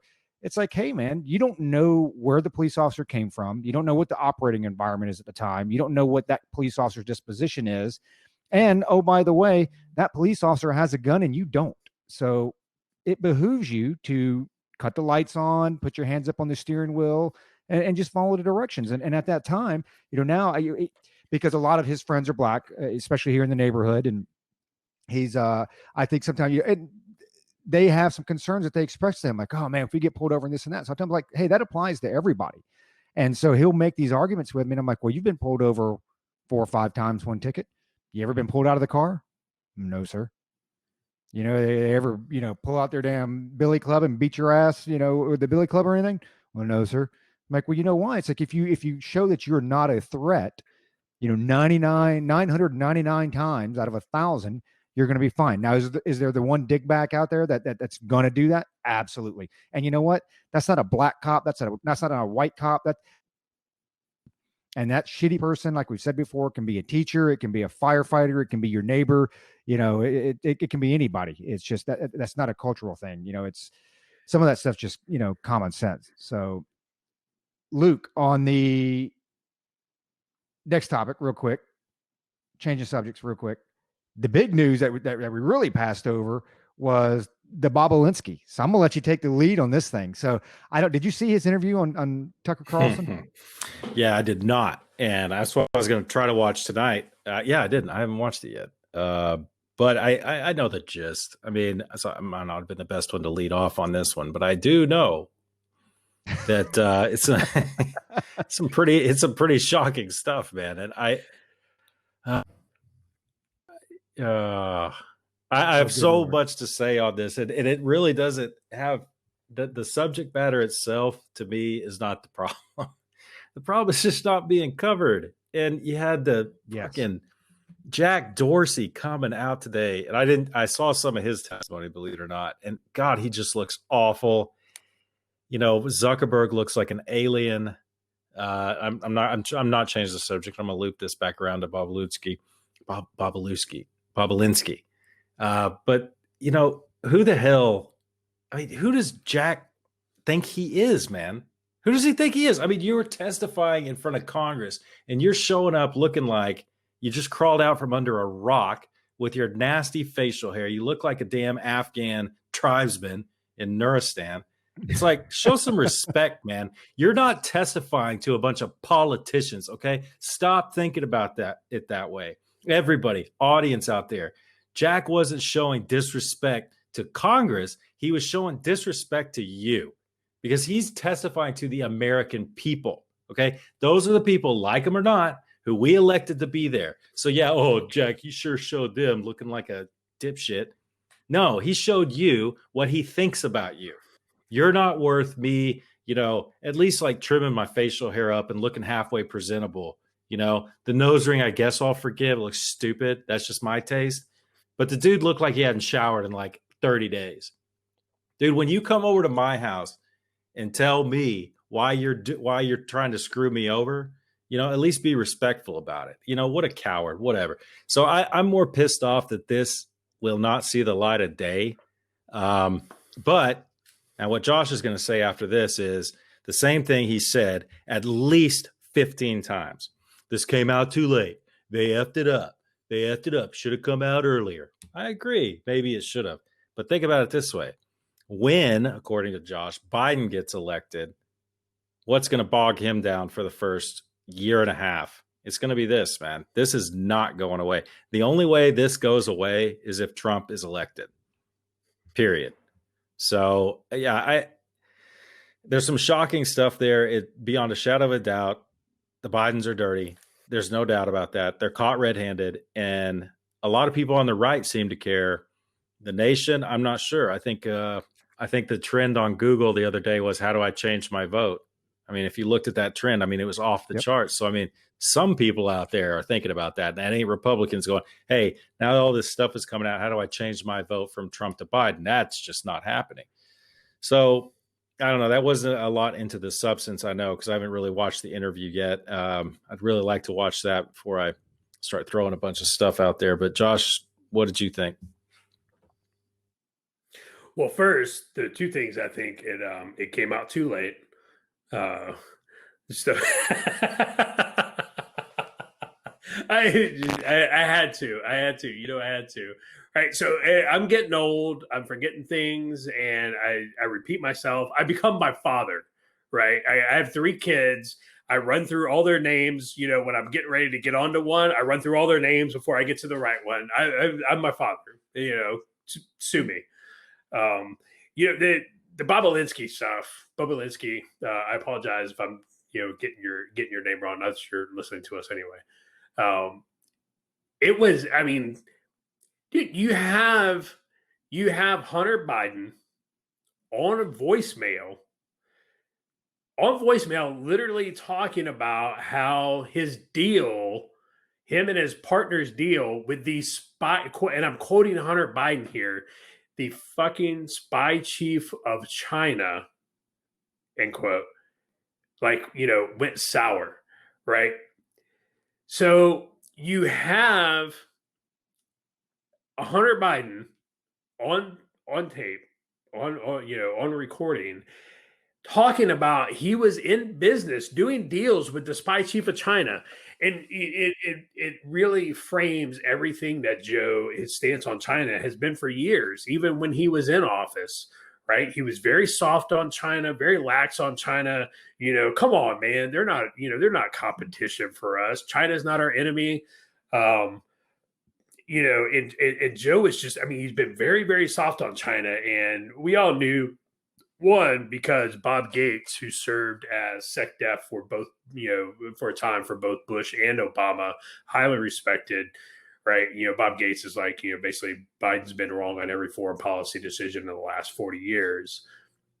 Biden being soft on China. And I will tell you, myself, and I'm sure, I'm sure Luke and Roger will agree with me, having been in the intelligence community for the last 22 plus years, I will tell you right now, China is not our fucking friend. China is competition for us. China is an absolute adversary. And right now, China is kicking our ass. And unless you want your kids speaking Mandarin, you better wake up and you better realize that, and you better accept that the Chinese are not your friend. The nation of China, they are not your friend. They are waiting to subjugate you, and they will fucking do it in a heartbeat. And they're racist as fuck too, man. They're very racist. Yes. Go ask the Uyghurs how they're doing in China, right? Out in Western China. Go ask how they're doing. Uyghurs are doing pretty bad too. Yeah. Whatever. I hate you. I hate you so much. Asia knows how to say it. Right. And so, but you turn around and people, I had a couple people on my Facebook feed who were like, this is Russian disinformation, right? When it first came out, it first broke. All the Hunter stuff first broke. It's like, oh, this is Russian disinformation. This is Russian propaganda. This is Russian, whatever. No, man, it's not. Yeah, I guess not. There was a FISA warrant out for one of Hunter Biden's business partners. So if that's Russian disinformation, man, that's a really complex scheme, and that means one of two things.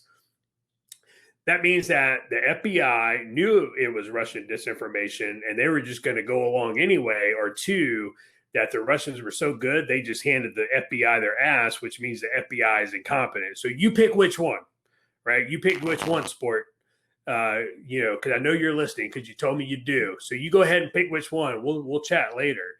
But you listen to Babinski. And if we go back to the what was that lunchbox's name? The Ukraine whistleblower. Oh, Vindman. Vindman. Colonel, Colonel Lunchbox, thick with 3 C's. Testing the tensile strength of his buttons on his ASUs. Hey, the left told us that we have to believe veterans when they're whistleblowers. We have to believe them. They are beyond reproach.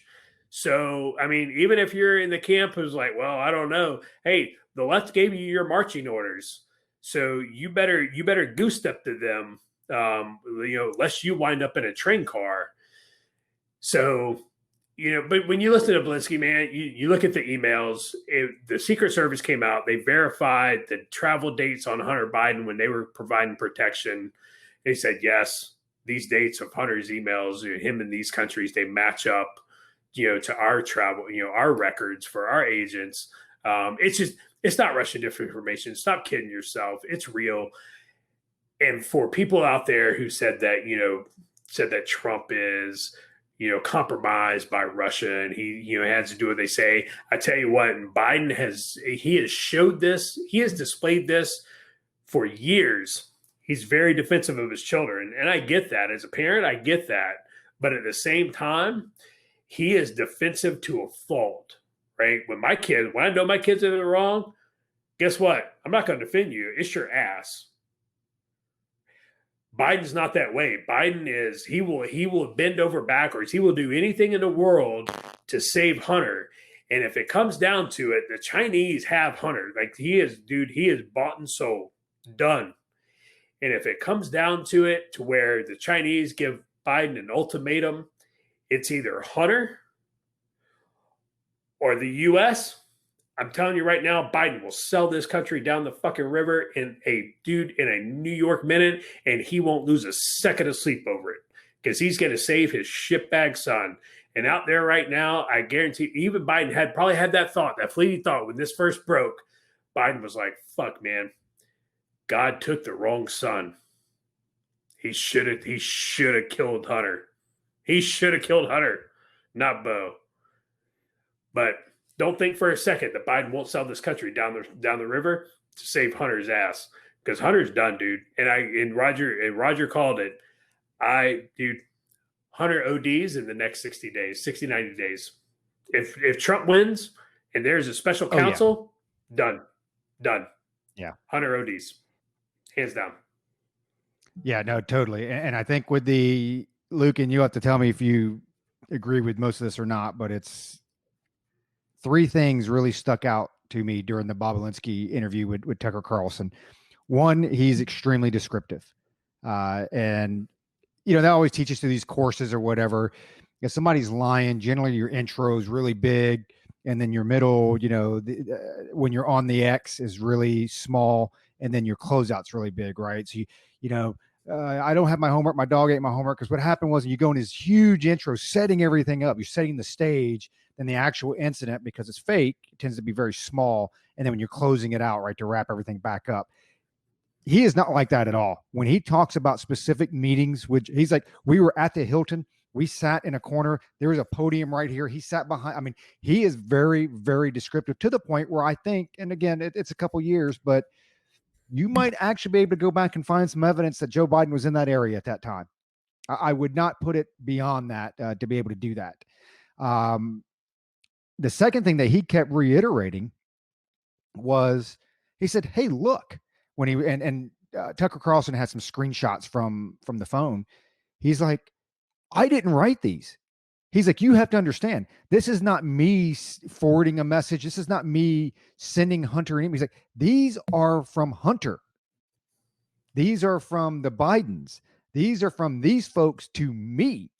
I kept everything. And you start seeing, now granted, you only see a snippet, right? And you take 5,000 texts and take a lot of stuff out of context. But his whole point is, and knowing that the phones are out there, knowing that the messages are out there, so he's got to know that people go through it. But his whole point was, hey, I didn't write this stuff. This is not me saying this. These are these guys coming to me about this. And third and finally, this is what's great. This is where, what do they say? The chickens come home to roost or whatever. The reason why he came forward on this, so twofold. The primary reason, let's not kid ourselves. The primary reason is he got screwed out of $5 million from the fucking Chinese, right? I'd be pretty pissed too if I was screwed out of $5 million from the Chinese. So that's number one motivation. So I'm not pretending that's not there. I'm not pretending that's not the biggest thing. But what made him come out at the time that he did was Adam Schiff calling it Russian disinformation. Because that guy is like, I'm a Navy vet. I honorably served my country, defended this country. My family continues to defend this country and in a variety of means. And for you to sit there and call me a liar and Russian disinformation and basically implying, this is my wordage, but, imply that I am an actor of, a Russian intelligence agency. I mean, the dude got butthurt about it and was pissed and was defensive. Like, okay, you think that? I'll show you. And he comes right out. And it goes back to what you said, Luke. I think what pisses me off the most is there's probably 5 of us that are even tracking this because I don't get it. It's like, forget about Trump, forget about Biden. If you remove all the names, I don't know.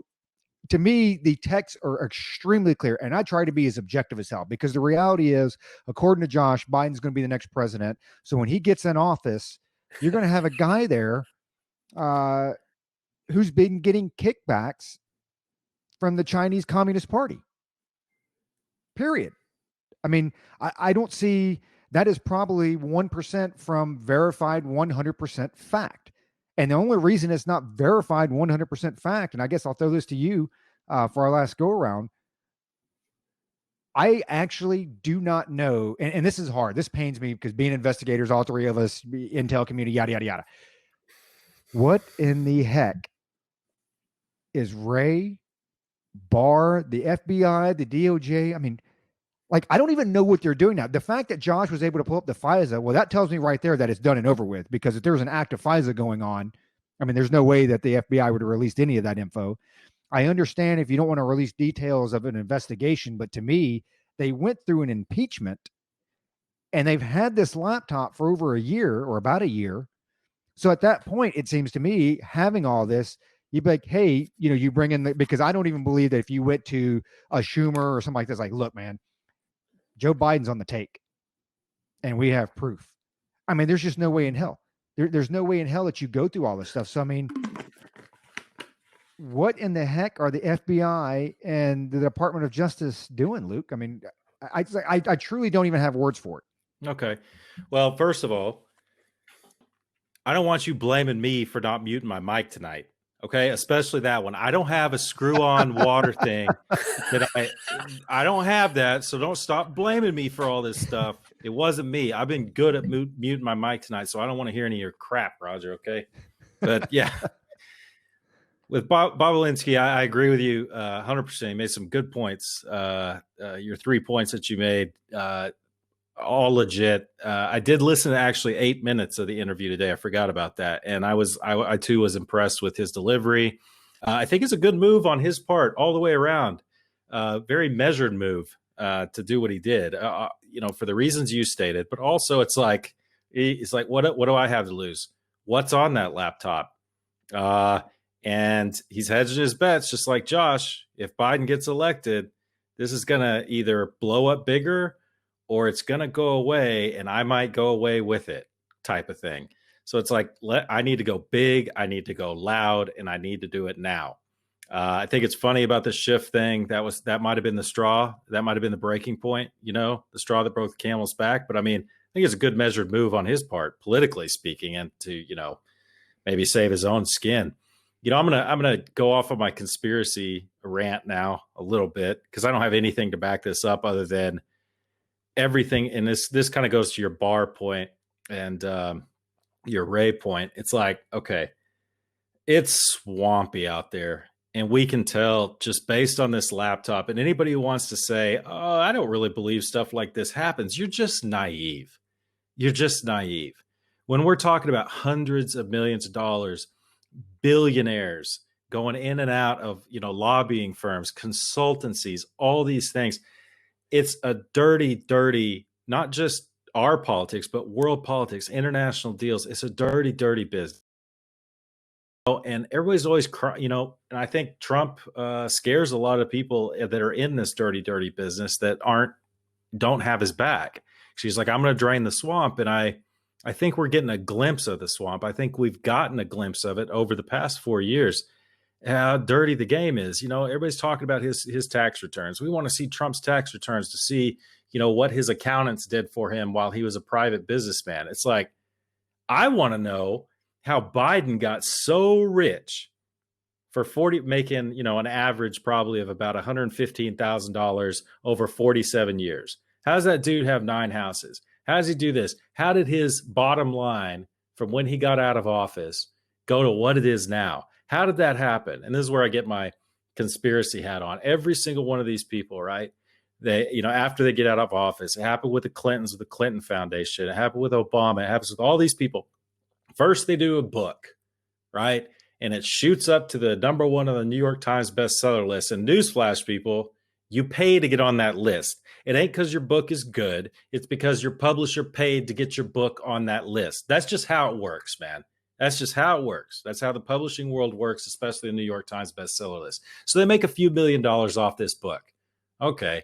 So there's a little kick, you could probably get a little kickback in there off the book deal, right? Get a little kickback. Somebody who owes you a favor from the time you were in the office goes to the publisher and says, hey, you know what? I'm going to help do this, and this needs to go, and the kitty to go to them.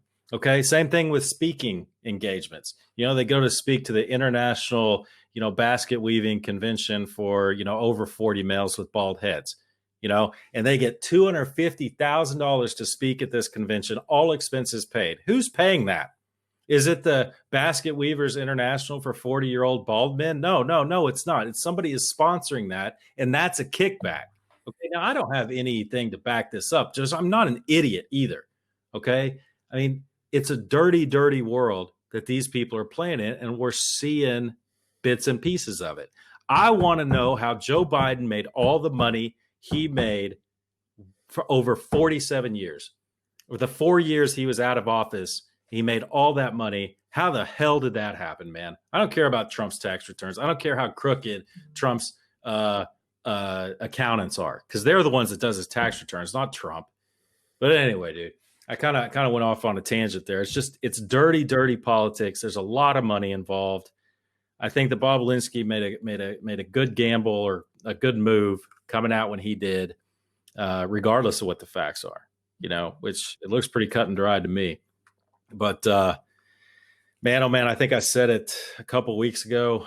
I think well, Gene Hackman said in a movie one time, people will accept, extravagant displays of wealth. They'll accept it. They'll accept the Saudi sheik driving his, Lamborghini through the streets of Wiesbaden because that guy's supposed to be rich. What people won't accept are people like Hunter Biden, who somebody just gave it to him. He did not earn it. American people will not accept that. They get freaking pissed off. Yet another reason I think Trump's going to win. I think there's a lot of deep-seated animosity that's come out from this. I do think it came out too early, Josh, but I also think it will make somewhat of a difference. I hope so, man. And again, I pray I'm wrong. I hope you're right. And I had this discussion with a high school friend of mine the other day. And because he's very anti-Trump, he's very anti-police and everything. And so I went to a high school where I was the minority, right? It was like 80-20 at my high school. People got shot at my high school, like getting shot, having a school shooting. It was not an uncommon occurrence at my high school, right? It was almost always gang related. Right? It was again. I did not go to a great high school. I didn't go to a great middle school. It's probably why I'm stupid. But, I was talking to him and I said, hey, you keep talking about how, laws are stacked against the black community. I said, you know who championed the 1994 crime bill, right? I was like, it was Joe Biden. It's not Trump, because he always talked about how Trump's a racist. I was like, show me where Trump is racist. It was like, well, in the 1970s, he wouldn't rent his apartments to black people. I was like, okay, now give me the Paul Harvey on that. And he never could, right? Because that's just that one line, that 240 characters. This is my talking point. And I was like, so let's talk about Joe Biden. I said, so you want to talk about how the 1994 crime bill was terrible? I said, now look at Joe Biden's son. I said, Joe Biden's son, while Joe Biden and Kamala Harris, his running mate, was locking up black men left and right for using drugs, I said Joe Biden was enabling and supporting his son traveling the world, making millions while using drugs. I said, now go ahead and go vote for him if you want to. I was like, but if you do, that makes you a hypocrite. And you don't know what you're talking about. And it makes you an uneducated voter. And you're the most dangerous thing in the world as an uneducated voter in the United States. And, where's the FBI and, where's the Department of Justice at? It's absolutely insane. The fact that, and I get, there was a FISA, and they came, if somebody came out and officially said, yeah, there was a FISA warrant, that means it's dead. I don't know if it's ongoing, it wasn't supposed to be released or what. I can't speak to that, but the fact there is more evidence to support an investigation into Hunter and Joe Biden right now than there ever was to support an investigation into John Jr. and Donald Trump from 2016. Nobody can deny that. Nobody can say this is Russian disinformation. And that's a really scary path we're going down as well. You just look at whatever you don't agree with, and you're like, well, that's Russian disinformation, right? And so, dude, that's another dangerous path that we're going down. You add that to the censorship piece, and, that we are not in a good place right now. We are on a very, very slippery slope with that piece. And I think, they've already said it. Chris Wray, Ray is out. If Trump wins the election, he's going to fire him. If I was Trump, I'd fire his ass tomorrow. Like, I wouldn't even wait till the election. I'd just be like, you're fired. Done. Go ahead and handle your shit. And if Barr, who I really, really liked, if Barr knew about this and Barr didn't say anything, guess what? Barr's ass is fired too. At the end of the day, Trump is the president until January 20th. Regardless of what happens. And so come November 4th, hey, Bill Barr, guess what? You didn't say anything. You knew about it. You didn't say anything. Your ass is fired too. Done. But I think, if Trump loses the election, I think the most poetic justice for this entire thing would be for Trump to instill someone, go ahead and nominate, get someone hired, and have it nominate put in place a special counsel to investigate Joe and Hunter Biden. I can't think of anything more proper to occur. And I think it should occur regardless, right? Whether he wins or not. But even if he loses, that would just be like the icing on the cake. Be like, not a problem. I'm going to go ahead and leave you with this. Here's a special counsel. They're going to investigate you and your son. And maybe that gives the Democrats what they want, which is to get Joe Biden out of office and get Kamala in the driver's seat, to where Kamala can nominate, maybe Nancy Pelosi, since she's third in line, as vice president, or bring in, Pete Buttigieg or, somebody else to fill the Veep chair. It's going to be interesting. The next 6-7 days are going to be, probably the next 10-15. It's going to be a wild ride. It's going to be a roller coaster, and everybody needs to buckle up for sure. So this will be Culper's Canteen Cup's last episode before the election. Obviously, encourage everybody to get out there to vote if you haven't done so already. Like they say, vote early, vote often, whatever. But before I get to the last final prediction here, the last chance that we have, I just want to send out a quick shout out to my drinking buddies, Steve and Jess. So they lost her father over the weekend. Kind of pisses me off a little bit because it was I'll go into this a little bit later, but I don't want to get too personal about it. But a lot of backstory to it. But anyway, he lived a great life. Just want you guys to know that our hearts and prayers go out to you and your family. So with this being the last episode before the election coming up, Josh, you sticking with Biden? I pray I'm wrong, but I think I think just need Biden, a yes or no. I think I'm just Biden gonna say picks it. Biden. Just Biden, I right? just said it. Okay, so you're going with Biden. Luke, you're going with Trump. Yes. And I'm going with Trump. So there you have it, folks. You all the canteeners out there. Those are our final predictions before the elections. I don't know if I should be stocking up on more ammo. Well, I guess if you haven't stocked up on ammo by now, you're probably shit out of luck because everything's like $5 around or whatever. But I'm kind of worried because if Trump wins, I mean the left is just going to implode. I mean, you already see what's going on. It's got nothing to do with politics, but they are just going to implode. And fortunately, I live in a much smaller town. But for all those listeners out there, long episode. Hope you enjoyed it. Definitely appreciate your time as always. And, we continue to thank Carlton Zeus. Also want to throw out another thanks out to Rae'Lee Klein. Again, we'll try to, follow up on her story a little bit. And for those that are sticking around or watching us on YouTube, your freemium content starts now. And of course, Luke just gets up and leaves. Does he know that he had a piece? He was just texting. Here we go. So you talked about there was a point that you didn't even finish about the FBI and DOJ. What was that? Oh yeah, I got sidetracked there. Only point I was going to make is that I think we might be witnessing like serious levers of power up high, in the halls, career, if you want to call them deep state or whatever, either exercising their power and saying, okay, just ignore it. We'll kind of hope it goes away. That's what I think. I think it's getting ugly. I really do, man. Dude, if I were Trump, when I fire Chris Wray, whether I win or lose the election, when I fire Chris Wray, I appoint a complete 100% outsider. A 100% outsider. I don't care. Dude, I don't care if they burn down the FBI, if they demo it in place and start over, that's fine. That is absolutely, and Luke's going to call me an anarchist or whatever. But that's literally, dude, I'm telling you, that's what needs to happen, man. You can't keep putting Band-Aids on this arterial bleed. You can't do it. You have to fix it. And the only way to fix it at this point, it's a cancer. You have to cut it out, man. You have to. It's got to go. Wouldn't you say though that it's probably at the senior levels? Because come on, man. Come on. No. I know some good FBI guys, man, who are just like us, and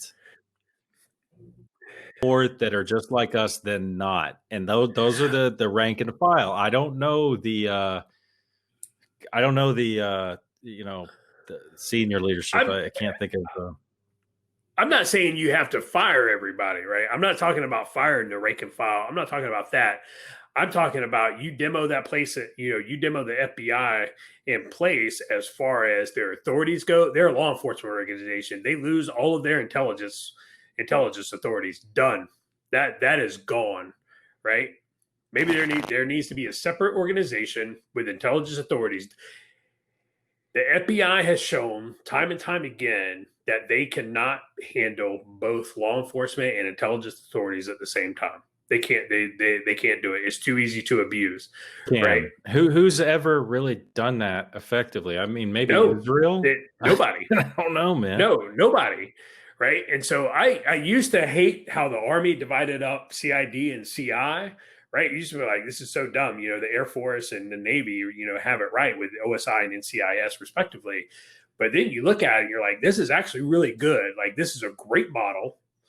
It works. It keeps those things separated. So you're not, well, I'll just put on my law enforcement hat so I can do this. Well, I can't do this law enforcement wise, but I can do it intelligence wise. So I'll just throw on my IC hat and I'll go do what I wanted to do anyway. But the law enforcement authorities kept me from doing it. And so, but I think you called the FBI, the senior leadership, gone. Everybody, you are 100% done. And because you have to change the culture at this point. And the only way you change the culture is through 100% organizational change. You just can't take out a couple people and be like, oh, we're good. No, it has to be a 100% organizational gut. You don't have to fire people, but you have to change the organization fundamentally to change the culture. And we've seen organizations in our community that once a culture goes bad, man, it's done. It's a cancer. You have to get rid of that. You can't let it go. The Well, and even the FBI has Navy just changed. changed, right? Even the Navy just changed, where they just got granted their CI authorities within the last year or two. So they've even Yeah. recognized it internally themselves. And I hate to agree with Josh on stuff like this because he tends to be a fuck the world and just burn it all down. But it's I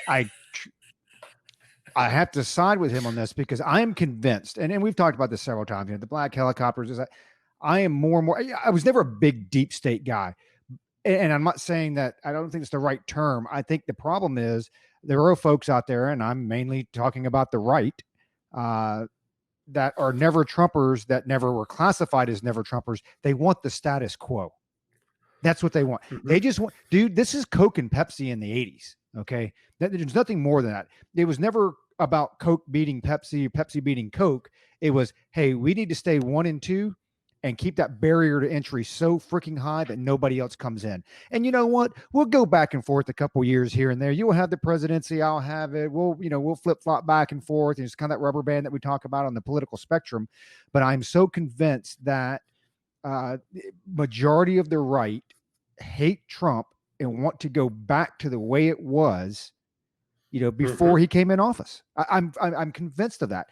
And I think you see that, when you talk about the FBI or any other government agency, it's not just the senior leadership, but what happens is their complacency or blind eye or negligence or whatever you want to call it, that permeates through the rest of the organization. So if that, from top down, like Josh mentioned, when that culture just turns cancerous, if you're not getting the right leadership from top down, well, now you do have mid-level folks. I mean, when you look at, I don't think, and you guys correct me if I'm wrong, but when you look at Peter Strzok and Page and this and that, I mean, I wouldn't necessarily call them senior leadership, of the government, of the FBI.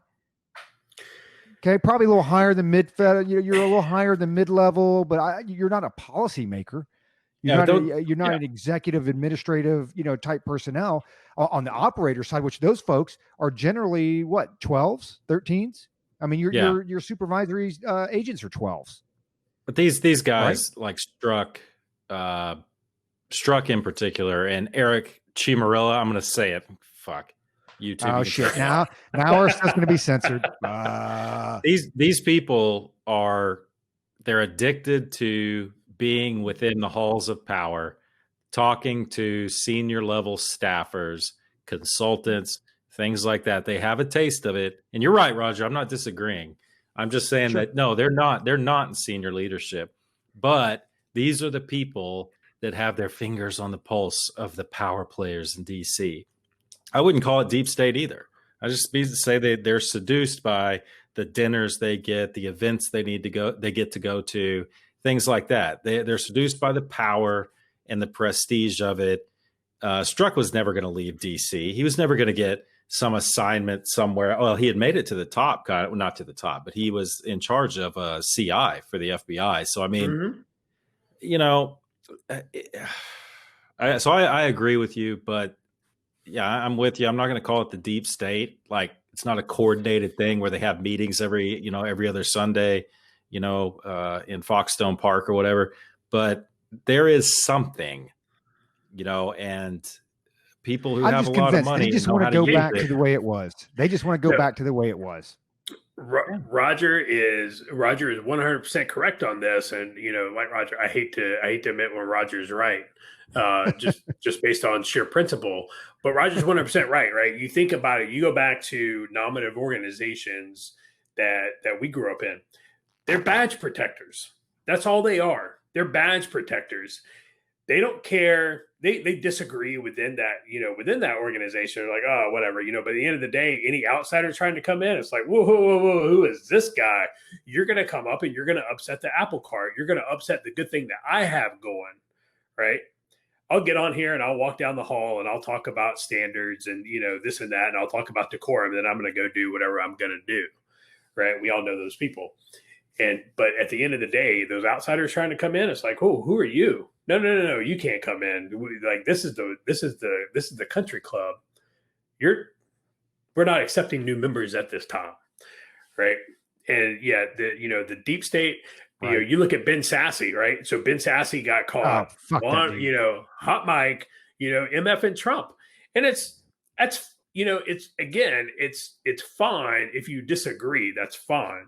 But what you don't do is once the boss says this is the direction we're going and we are going to do this, guess what you do? You fall in line. Right? Especially this close to the election. We're not talking about, hey, you were elected and I've got some disagreements with policy. You've got disagreements 2 weeks before the election is not the time to air that. Yeah, I don't care what exactly. party you are, And this is where my sticking point with the GOP is, man. And, Roger said it. Roger's like, hey, man, the Democrats circle wagons. They get on the party line quick, without question, right? Everybody toes that party line. The GOP is not like that, man. The GOP has so much infighting and so much, that they air publicly, right? And you don't ever air your dirty laundry publicly. Inside, internally, man, you can go catfight, you can dogfight, whatever. That's fine. But publicly, you are united. It's like parenting, right? You and your spouse, you get in a room, you disagree. Well, I don't think that way. Dude, in front of the kids, guess what? That's a united front. There is no daylight between us. You will not mom and pop us. This is it. The message is the message, and that's it. That's all you're ever going to get out of us. I'll go right into my circle. I need to see Roger. I need to see Luke. I need to make sure they're okay. Because exactly. I can't think when you're hitting me. Like, that's it. You may see a GOP. You may see a change in that though. Yeah, don't say it again. So. Don't repeat it. We already heard you the first 4 times you said it. No, what I was going to say is you might see a change because I've often thought about that, ruminated on it. That the Democrats, why they always circle the wagons, because they know how to crack the whip, man, on their own. It's like, you're going to fall out of line, we're going to do some dirty tricks on you. The GOP, I don't think they naturally do that as well. And why I say there may be a change in the Democrat ranks is because, man, they tried to get AOC in line. They tried to get the squad in line, and they weren't having it. And nothing happened to them, so there might be some infighting in the next, I don't know, it's going to take a while, but within the Democrat Party, because not all of them are going to go that route, but they might, I don't know, because they are spineless. It's just interesting. It's politics. It's wonky.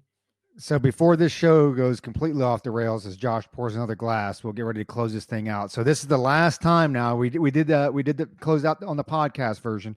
Now we're on the YouTubes. Oh, there you go. That's a great one. So Josh, you want to flip flop on your choice here? Or are you still sticking with your man, Sleepy Joe Biden, Crooked Joe Biden?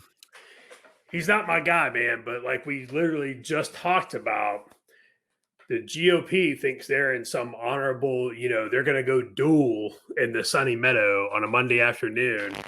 Dude, the Democrats, man, they've been sharpening shanks for the last 20 years. And the GOP is playing Hungry Hippo, and the Democrats are playing 4D chess. And you know when that happened? Harry Reid, 2013. That's when it changed. So Luke, sticking with Trump, right? You're going 300 plus on the electoral votes. Well, that's my most optimistic, 300 plus. But I go with Trump. And if Biden wins, though, I will not be rioting in the streets. I will not be encouraging people to do so. I will disagree with Biden's policies, but I will respect his office, and I would expect everyone else to do the same. And I really wish the best for the country. I wish him good health if he does win. Same.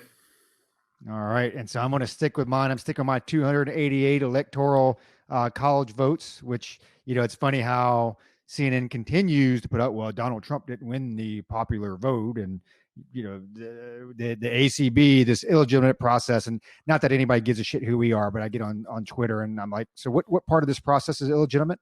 Can you point that out to me? And when you continue, again, it just goes back to Democrats conflating issues from taking 2 separate issues, combining them into one and making it appear as one. But I'm sticking with Trump, 288. That's going to do it for this week. It's going to be an exciting weekend. There's still time. There's still several days for some other things to drop out. So who knows? Because I think you're still going to have a lot of early voting, a lot of mail-in voting, but there's still a lot of people that are going to show up in person. So there's still time for more news to come out. Excited about Tuesday to see how that goes. It's kind of nice being out here on the West Coast because we're a couple hours behind, though I think we'll only be 2 hours behind East Coast. So I'll catch things a little bit later, which is kind of nice. But thanks for everybody out there listening to us. Thanks for everybody out there watching our YouTube channel. Punch that subscribe button, like Josh always says. Your time that you give to us every week is invaluable, and it's very precious, and it's very humbling. So with that being said, stay safe out there. Make sure you get out there and go vote Trump. If you don't vote Trump, don't go vote at all, please. And keep your canteen cups tightly secured.